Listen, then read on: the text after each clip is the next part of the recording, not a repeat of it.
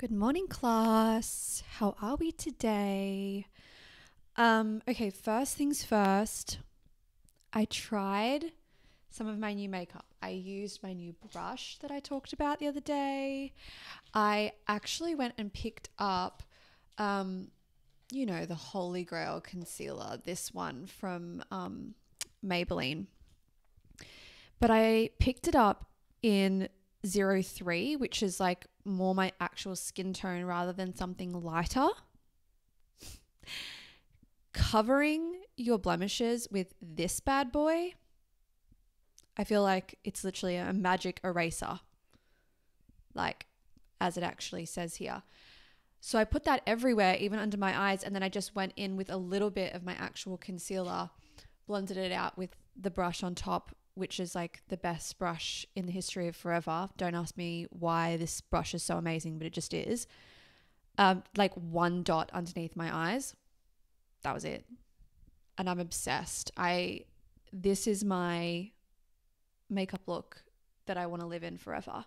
I don't do any bronzer. I don't do any highlighter. I just do this for blush, which is the MCO Beauty Highlight and Glow Beauty Wand.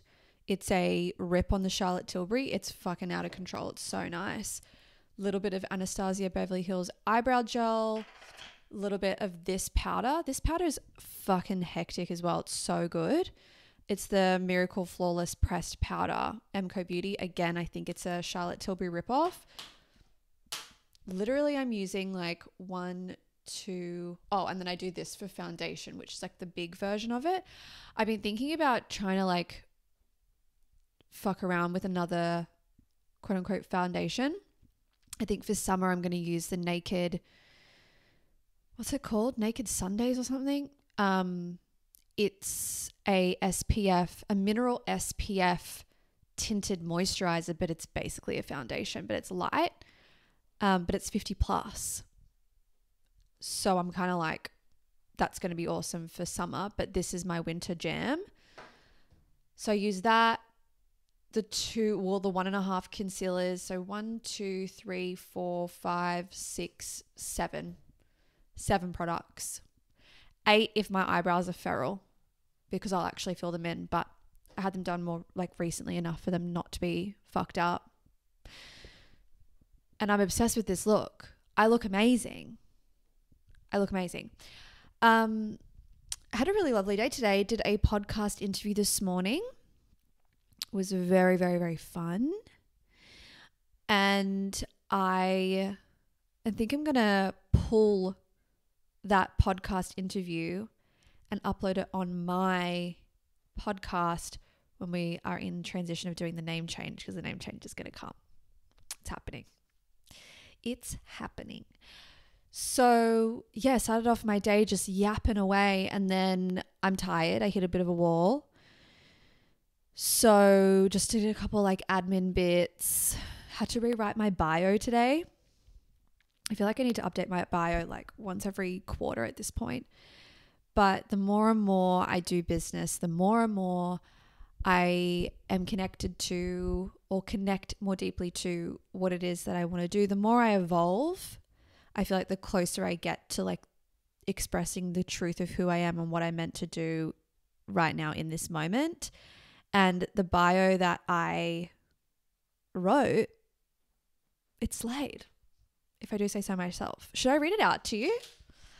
Let me read it out to you, and then I want you to tell me what you think. I actually do have something else I wanted to talk about today, but we'll see if we get there. Okay, let me read it to you. Okay. This is kind of weird, like, because it's in third person. So just imagine I am some omnipresent narrator of life. Pretend I'm God. Okay.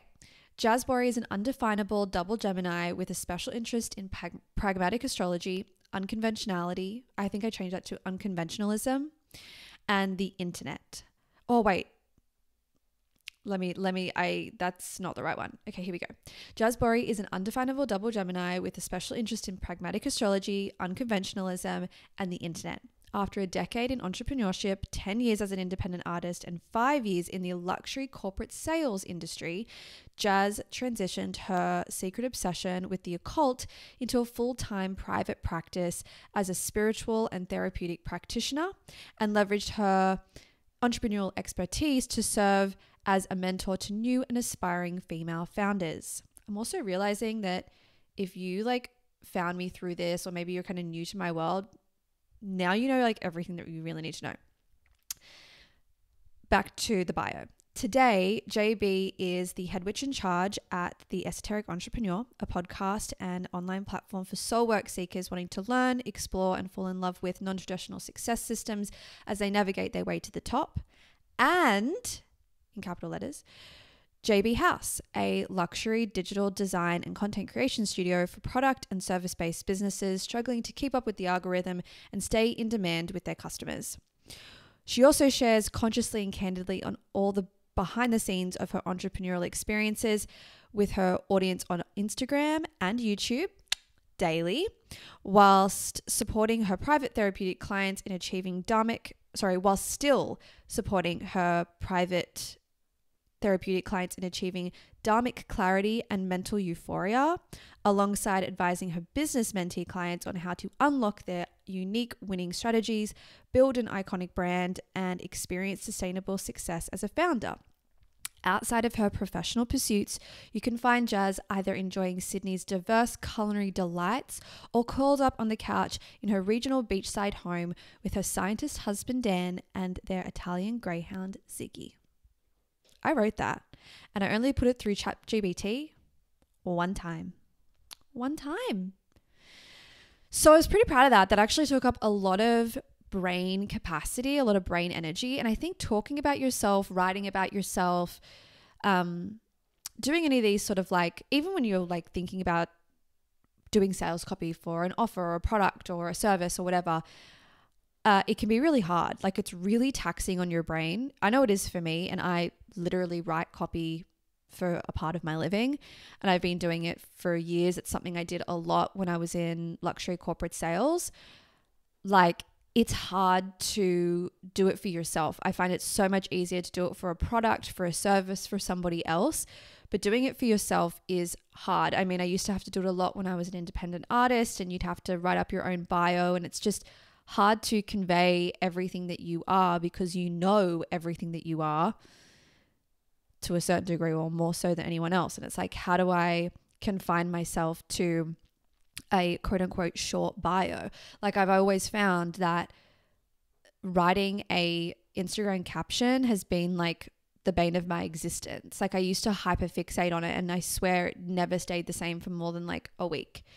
And as soon as I changed it just to Undefinable Double Gemini and Head Witch in Charge at The Esoteric Entrepreneur and JB House, I was that'll do. If I was cool enough, if I was brave enough, if I was really rebellious enough, I like to consider myself a rebel, but I'm really not that hardcore, I would just not have a bio. I'm not there yet.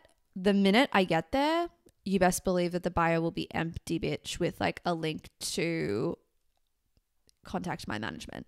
You know what I mean? I'm going to be doing that, or just the handles of all the businesses that I run. Because I hate this idea of having to, I don't know, boil yourself down to I don't know, what is it? 60 characters or less. Get absolutely fucked. Try and do that. Off you go. Literally the hardest thing ever, because as someone who doesn't believe in niches, this is something that we talked about on the podcast today, actually. As someone who doesn't believe in niches, who doesn't push her clients to find niches, I actually am the opposite. I implore them to, engage and embrace all of them and all their skills and all their expertise as much as they possibly can, and showcase them in as many areas as possible, because people don't follow Instagram bios, they follow people. So if you are watering yourself down to fit into some arbitrary mold that some tech guy and bro marketer told you that's the way that people are going to follow you and know you and understand you, and that's how you're going to gain followers, well, fucking great. But like, do you want to be a machine and a robot on the internet, or would you like to be a human? If you want to be a machine and a robot and you don't want to share certain things and you just want that and you just want to have a really dark line between your personal and your professional life, then go for it. But I don't know how sustainable that is long term, because you're inevitably going to get bored with that niche. And then what are you going to do? Then every single one of your followers who followed you because you are a mummy blogger who is helping people sleep train, teaching mums how to sleep train, what happens when you don't want to talk about that anymore? Or what happens when you, like, that business fails? Or what happens when you just, I don't know, die, whatever. Like, what happens if you change your fucking mind? Then all that hard work, like, you might get a lot of followers, but they might not convert into sales. And then all of that hard work doesn't really make sense because everyone's following you because you do sleep training. Whereas if you were just you and you were sharing all the things that you love about being a mum, but also maybe like fitness as well, and herbalism, and I don't know, fashion, then you have the ability to pivot. If you didn't do that, then you're not pivoting, babes. You have to shut down your whole fucking account, or it's like starting all over again from the beginning. So I think diversifying what you talk about, diversifying your content and the pillars that you are expressing your wisdom and your expertise through, aka centering who you are and what you're into and the type of person that you are. Like, there's a million sleep trainers out there. There's a million business mentors. There's a million creative studios. There's a million astrologers out there.